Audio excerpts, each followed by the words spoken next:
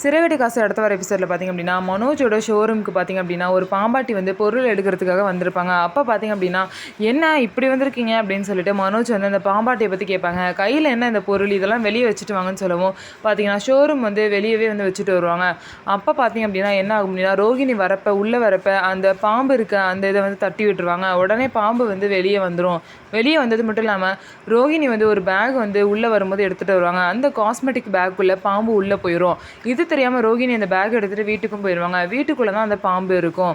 அதுக்கப்புறம் நைட்டு விஜயா தண்ணி குடிக்கலான்னு வரும்போது பார்த்தீங்கன்னா ஃப்ரிட்ஜு கிட்ட அந்த பாம்பு இருக்கிறத பார்த்துட்டு பாப்பான்னு சொல்லிட்டு பார்த்தீங்க அப்படின்னா வாயே பாம்புன்னு கூட ஃபுல்லாக வராமல் உளறிக்கிட்டே இருப்பாங்க. வீட்டில் உள்ள எல்லாரும் பதறி போய் என்னாச்சுன்னு கேட்கவும் அதுக்கப்புறம் தான் பாம்புன்னு சொல்லுவாங்க. உடனே எல்லாம் பதறி போய் பார்த்தீங்க அப்படின்னா மனோஜ் எல்லாம் சோஃபா மேலே ஏறிடுவாங்க. இங்கே எப்படி பாம்பு வந்திருக்கும் அப்படின்னு யோசிக்கும் போது தான் ரோகிணி தான் அவங்க பையில் போட்டு எடுத்துகிட்டு வந்திருப்பாங்க அப்படிங்கிற விஷயம் தெரியுது. அதுக்கப்புறம் வந்து பார்த்தீங்கன்னா முத்து தான் நல்லபடியாக வந்து அந்த பாம்பை பிடிச்சிட்டு வெளியே தூக்கிட்டு போயிடுவார்.